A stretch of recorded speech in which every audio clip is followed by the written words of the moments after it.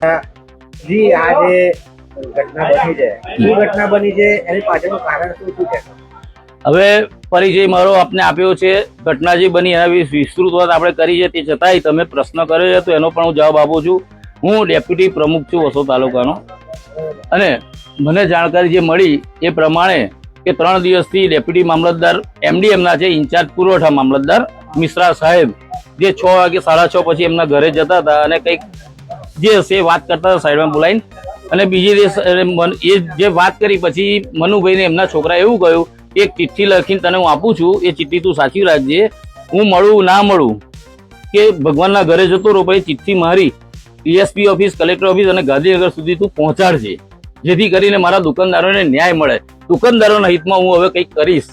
એ રીતે એમણે જે કંઈ કર્યું ખોટું કર્યું. અમારો તો પરિવારનો એક સભ્ય ઓછો થયો છે. ગઈકાલ સુધી આશા હતી, ગઈકાલ રાત્રે સુધી આશા હતી કે પરિવારજને અને અમારા પરિવારનો એક સભ્ય અમને આવતીકાલ મળી જાય, પણ જે થયું એ ભગવાનને ગમ્યું તે ખરું.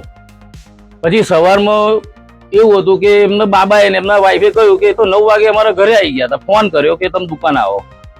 હવે ઓફિસમાં કામ કરાવવા જઈએ તો એવું કે 11:30 અમે આવીએ છીએ, 12 વાગે તમારે કામ કરાવવા આવવાનું, તો 9 વાગે કેમ ફોન આવ્યો ને કેમ 9 વાગે મારા પપ્પાને દુકાને બોલાયા? અને એમણે એવી તો શું વાત કરી કે મારા પપ્પાને કૂવામાં કૂદકો મારવો પડ્યો. આ ઘટના વસોદ તાલુકામાં બની છે, જે ખરેખર દુઃખદ છે. અમારો એક પરિવાર છે, એફપીએસ પરિવાર છે, એમાં અમે એક પરિવારનો એક સભ્ય ખોયો છે. બહુ દુઃખ છે, ખૂબ જ દુઃખ છે. મરણજાનું નામ શું છે?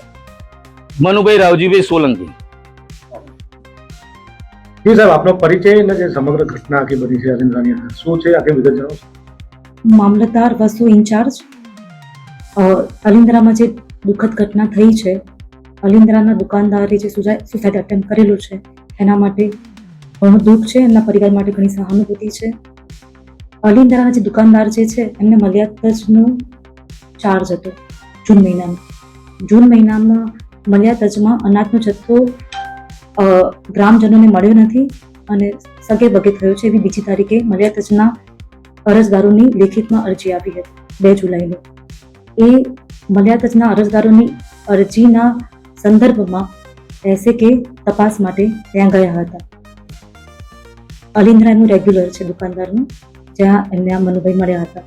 જ્યારે સમગ્ર ઘટના થઈ 3 તારીખે, ત્યારે અલિન્દ્રા સહકારી મંડળીના ચેરમેન, સેક્રેટરી અને એસએકે નાયબ પુરવઠા 3 સાથે હતા. ત્યારે આ દુઃખદ ઘટના થયેલી છે અને દુકાનદારે સુસાઇડ અટેમ્પ્ટ કરેલું છે.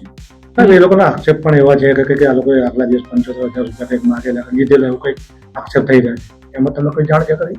એમાં મને કોઈ જાણ નથી. 2 તારીખે અમારી જોડે અહીંયા મલ્યાતજના અરજદારો આવ્યા હતા અને એમને અનાજ નથી મળેલું, અંગૂઠા લીધેલા છે અને એની તપાસ માટે અમને અરજી કરેલી છે લેખિત. તો મનુભાઈની લાશ 24 કલાક બાદ કેમ કાઢવામાં આવી?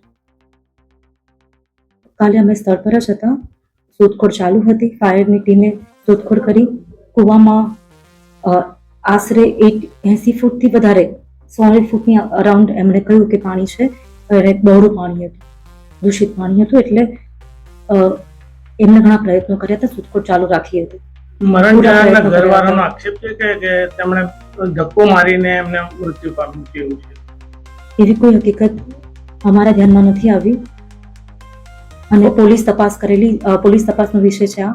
અને મરણ જનાર દુકાનદારના પરિવારે જાણવા ચોટ લખાવેલી છે. પરિવાર અત્યારે એવું કહી રહ્યું છે કે જ્યાં સુધી નાયબ મામલતદારના બધા ત્યાં નહીં આવે ત્યાં સુધી આ લાશ અમે રાખી દઈશું નહીં.